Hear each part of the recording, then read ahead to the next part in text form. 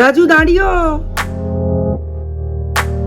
বিশেষকে পাঠিয়েছি বাজার করতে, মানে এখান থেকে বাজার নিয়ে নিতে। এখন আবার রাজু বলছে কাঁচা আদা বেশি নেওয়া যাবে না, আগে হলে মোচা নিতাম, মোচা নেব না। কত বড় পেঁপে নিয়েছে, ছোট্ট পেঁপে নাও, ছোট্ট পেঁপে। যেদিন বর বাড়ি থাকে সেই দিন সব থেকে বেশি প্রোডাক্ট ডেলিভারি হয়, ঠিক যেমন আজকে রক্ষা হলো যে আজকেরটা সৌর্যের।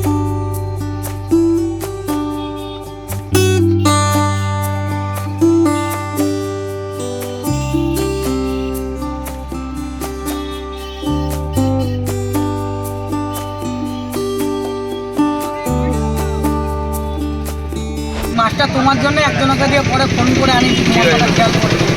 সব সময় না এসে ঘুরে যাবা এর জন্য, কাতলা এখন বেচার মতন ক্যাপাসিটি নেই। আমি সত্যি কথাই বলছি, 250 টাকা গোটা পাই। হ্যাঁ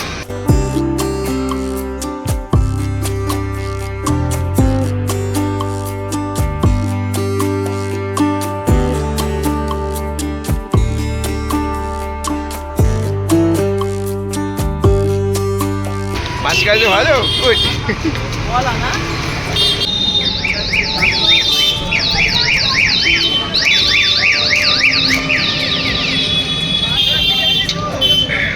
টাটকা তো একদম একদম টাটকা। আচ্ছা দাম হতে পারে, গ্যারান্টি আছে, এইরকমই মাছ নিয়েছে।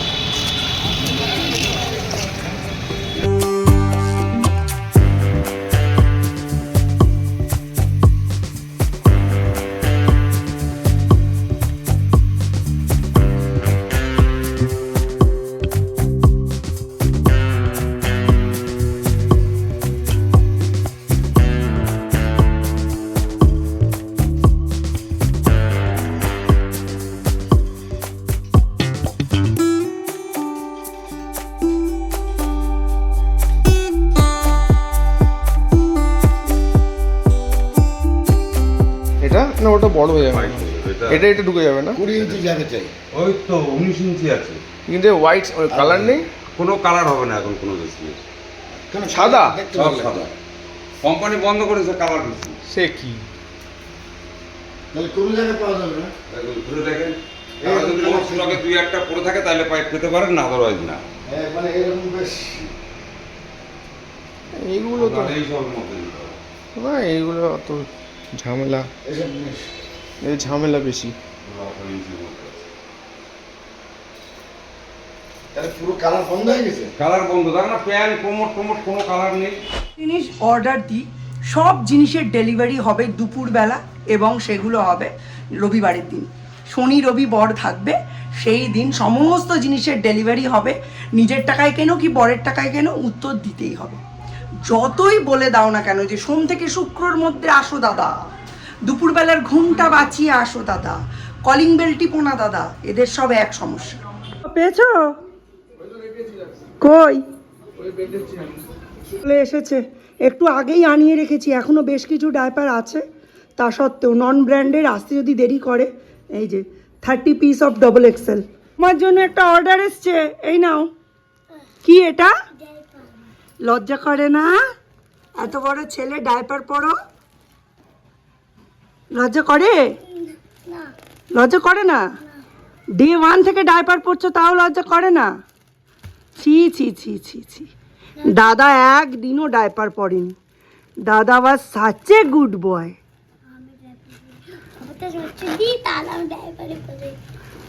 তুমি সৌর্যদীপ, তাই তুমি ডাইপার পরো। আর দাদার নাম কি? সৌম্যদীপ। দেখি ডাইপারটা একটু মাথায় নিয়ে দেখো তো, দেখি কেমন লাগে। নিউজ পেপারটা দেখে নিজের ওপর নিজের লজ্জা লাগছে। এ কোথায় বাস করি আমরা? প্রতিবাদ করলে ফল হবে? স্বাস্থ্য ভবন থেকেই তো আমাদের বলা হয় এসব নিয়ে মাথা না ঘামাতে। বলেছেন মেডিকেল কলেজের এক অধ্যক্ষ, বলেছেন স্বাস্থ্যে দুর্নীতি রাজ চলছে, সিন্ডিকেট চলছে।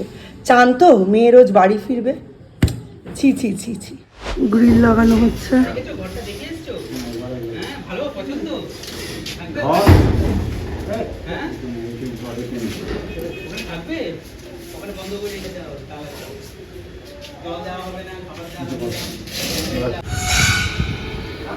এই দিকের গেটে লাগানো হবে এইটাও এসে গেছে, এটাও লাগানো হবে।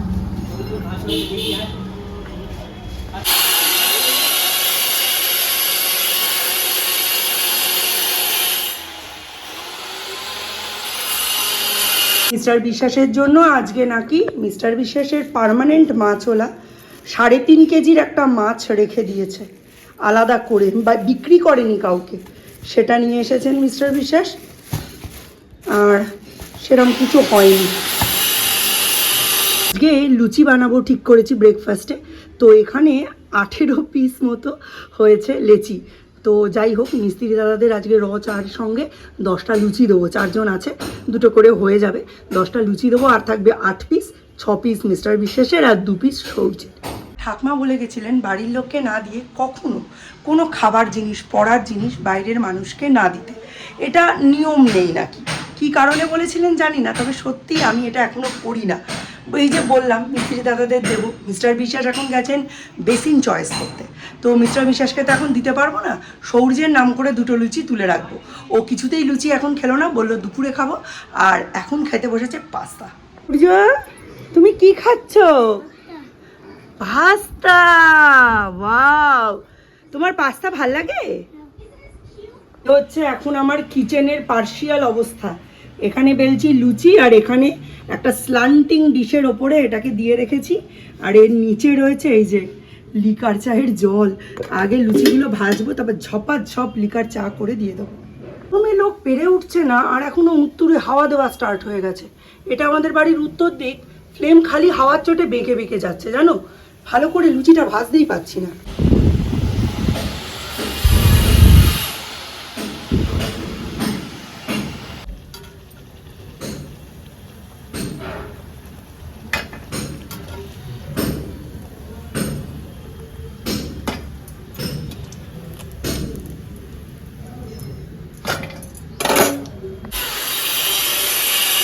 কই গো,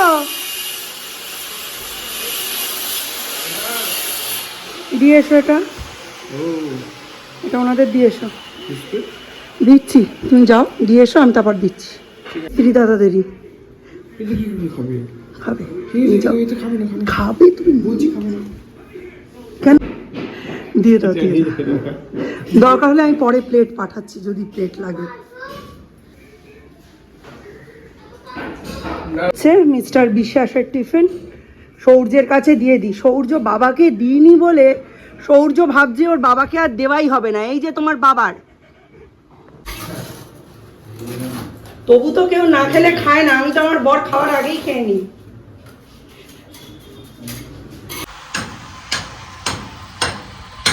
চলো জল নিয়ে আসি, আজকে আবার পিসি নেই, পিসি গেছে ইলিশ উৎসবে, আমরা কাকিমার বাড়ি যাচ্ছি।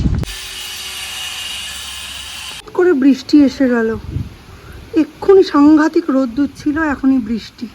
সবাই জামা কাপড় তুলছে, আমার জামা কাপড় মেলার অবকাশ নেই। তবে এই বৃষ্টিতে ছাদে বেশ ভালো লাগছে। ভিজতে এসেছি, হালকা একটু ভিজেই চলে যাব। সব থেকে যে জিনিসটা বৃষ্টিতে আমার মনটা চুরি করে সেটা হচ্ছে এইটা। ঝটপট কটা ফুল তুলে নিয়ে যাব, কালকের ম্যাক্সিমাম ফুল পড়ে গিয়ে নষ্ট হয়েছে। মিস্টার বিশ্বাস ফুল তুলে পুজো দেননি, এমনি পুজো দিয়েছেন। আমার যেহেতু মানে সেই সব সময়গুলো চলছে, তাই আমি ফুল তুলে পুজো দিতে পারিনি। মিস্টার বিশ্বাসকে বলেছিলাম তুমি একটু ফুলটা তুলে পুজো দিয়ে দিও, বলছে এত সুন্দর লাগছে তুলতেই ইচ্ছে করছে না। বৃষ্টির মধ্যেই ফুলগুলো তুলছি, ভিজবই যখন তখন ঠাকুরের সেবা করতে করতেই ভিজি। রথ দেখা কলা বেচা দুইটাই একসাথে হয়ে যাবে, নইলে আবার ভিজতে আলাদা, ফুল তোলার সময় আলাদা। এখনও কিন্তু আমার দুপুরের রান্না হয়নি। দেখো, এই হচ্ছে সংসারী মানুষ, ঠাকুর সেবার ফুল তুলতে তুলতেও পেট সেবার চিন্তা। পর করে রোদ্দুর, তার সাথে ঝিরঝিরে বৃষ্টি, ইলশে গুড়ির মতো। দাও, সৌর্য আমার জন্য হোয়াইট অ্যান্ড পিঙ্ক ঝুড়ি এনেছে ঠাকুরের পুজোর ফুল নিয়ে যাওয়ার জন্য। দাও ওইটা, ওটা তুমি ধরে থাকো, হ্যাঁ আমি এটাই ফুল দিই। কত ফুল হয়েছে দেখো, গোপালের জন্য। ওর মধ্যে রাখে না, ওটা ঠাকুরেরই জিনিস কিন্তু ওটা ভারী হেভি।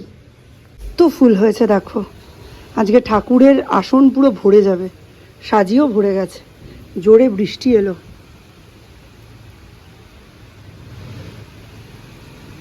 যে 3 আটি শাপলা এখানে দাঁড়িয়ে দাঁড়িয়েই একদম ডাইনিং টেবিলে বসে বসে আঁশটাশ ছাড়িয়ে নিয়েছি। আজকে রান্না একদম সিম্পল, ডাল কড়াই আছে, শাপলা করব আর তার সাথে একটু মাছের ঝোল করব, ব্যাস এইটুকুই। দেখি ভাজা যদি পারি তাহলে কিছু করব, নইলে ওটা বাদ। ঠিক আছে, তো চলো। এখনও অবধি রান্না কিচ্ছু হয়নি, এখন বাজে 1:45। এইবার আমি রান্না বসাবো। অ্যাকচুয়ালি শাপলা কাটতেই অনেকটা টাইম লেগে গেল, আর তারপর সরস্বতী দিয়ে এলো, কাজকর্ম করলো, আর এই সময়টাই দেখো সমস্ত বাসন এইখানে উপর দিয়ে চলে গেছে, জল টল ঝরিয়ে ওপরে দিয়ে গেছে যাতে আমি গুছিয়ে রাখতে পারি। আর নিচে মার্বেলের ধুলো এত আসছে, খানিকক্ষণ পরেই এগুলো শ্বেত পাথরের থালা হয়ে যাবে। তো যাই হোক, আগে এগুলোর ব্যবস্থা করি, তারপর আসছি। আগে কিন্তু সাংঘাতিক উল্টোপাল্টা হাওয়া দিচ্ছে। সকালের দিকে দেখলে এই উত্তরে হাওয়া দিচ্ছিল, তাই উত্তর দিকে সব জানলা পাত্তা বন্ধ করে 2টো কড়াই বসিয়ে দিয়েছি, 2টোতে 2টো চাপিয়ে দেবো। কিন্তু এখন হাওয়া দিচ্ছে একেবারে দক্ষিণ দিক থেকে। এই দিক থেকে এত হাওয়া আসছে রান্না বান্না করা মুশকিল। তাহলে এইবার ভাবছি উত্তর দিকটা খুলে দক্ষিণ দিকটা বন্ধ করব। আর এখানে কিছু বাসন রয়েছে, সরস্বতীদি বললে এগুলো আমি ঝেড়ে দিয়ে গেলাম, এখানেই নতুন বাসনগুলো উপর দিয়ে দিও। তো ঝটপটে এগুলো কেটে নিয়ে রান্না করে নিই। চলো, শাপলা চপিয়ে দিয়েছি, এবার তো আর বেশিক্ষণ দেরি নেই। শাপলা ছাড়াতে যতটা টাইম লাগে ততটা টাইম কিন্তু রাঁধতে লাগে না। যাই হোক, এর মধ্যে আমি বেশি কিছু দিই না, অনেকে সর্ষে পোস্ত বাটা ফাটা দেন, আমি এর মধ্যে খালি নুন, হলুদ, মিষ্টি আর লঙ্কা দিই, মানে কাঁচা লঙ্কা, আর সর্ষে ফোড়নে দিই। কোনো সময় সর্ষে দিই, কোনো সময় কালো জিরে দিই, ঠিক নেই, যখন যেটা বাড়িতে থাকে। আর এখানে ভাজা হচ্ছে মাছ। মাছের ঝোলটা করে এখানেই চাপা দিয়ে রাখলাম, আর এখানে ডাল গরম করে ভাত বসিয়ে দেবো। এক্ষুনি আমার সঙ্গে একটা এমন দুর্ঘটনা ঘটলো যেটার কথা মিস্টার বিশ্বাস আর আমি অনেক দিন ধরেই আশঙ্কা করছিলাম, কিন্তু জিনিসটা যে এভাবে আশঙ্কাটা সত্যি হয়ে যাবে বুঝতেই পারিনি। একটু আগেই তোমাদের বললাম যে মিস্টার বিশ্বাস 3.5 কেজির একটা কাতলা এনেছেন। তোমাদের দেখানোর পরে আমি ওই টেবিলে বসে বসেই শাপলা ছাড়াচ্ছিলাম, মাছটা সামনে ছিল। শাপলা ছাড়িয়ে এনে জাস্ট তেল মশলা ঢুকবে বলে পর্দাটা দিয়েছি, বেড়ালে একটা মাছের পিস তুলে নিয়ে সোজা নিচে চলে গেল। মিস্ত্রি দাদারা চেঁচাচ্ছে যে কে এখানে মাছের টুকরো নিয়ে চলে আসলো, কার বাড়ি। গ্রিল কাটার শব্দে আমি শুনতেই পাইনি। আর এইভাবেই এক এক করে প্রায় 2খানা মাছের পিস নিয়ে চলে গেছে, 2খানা বা 3খানা, আমি তো কখনো গুনিনি, আমি বলতেই পারছি না। কি আফসোস হচ্ছে। আমার মা এই কারণে না বেড়াল একদম সহ্য করতে পারতো না। ঠাকুমা খুব ভালোবাসতো, বলতো মা ষষ্ঠী, কিন্তু আমার মা একদম পছন্দ করতো না। এই যদি আমার দ্বীপ হতো, এখানে আমি রান্না করছি, ও ঠিক এইখানে বসে পড়াশুনো করতো। এ সৌর্য দ্বীপ, এ দ্বীপ নয়, এটা মনে রাখতে হবে। আবার আসিবে নিতে এ আশাই শেষ আশা নয় তো।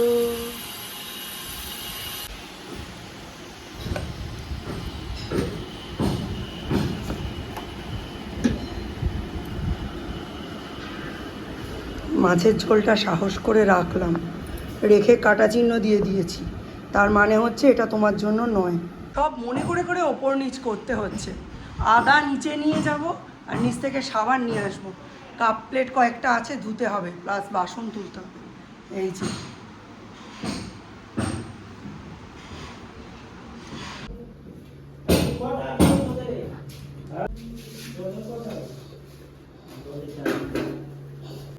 কি হলোটা, কি হয়েছে, কি শোনো দেখি, বুঝতে পারছি না কি হয়েছে, বলো। হয়নি তো, এই গ্রিনটা করতে হবে তো, গ্রিনটা করো। আমি এরম করলে স্যারকে বলবো খুব মারতে। এখানে ডিপ গ্রিনের ফিনিশিং ভালো হয়নি, এটা করবে, আর এখানটা লাইট গ্রিন করবে।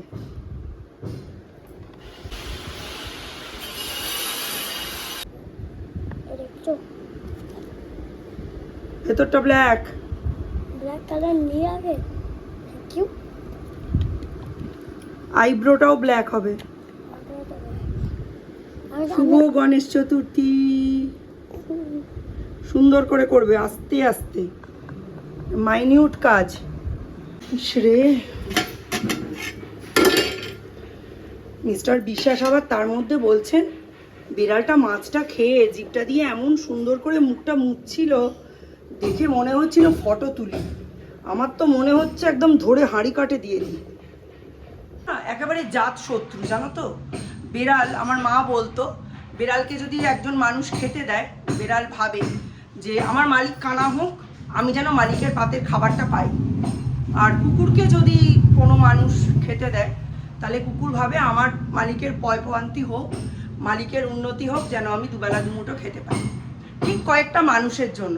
কিছু মানুষকে যদি তুমি ভালোবাসো, সম্মান দাও, সেই মানুষ মনে করবে, যদি তারা খারাপ মানুষ হয়, আমি ভগবান, আমি সর্বোচ্চ, তাই আমায় এত সম্মান করছে। আর কিছু মানুষ ভাববে মানুষটা কত ভালো, সকলকে সম্মান করতে জানে।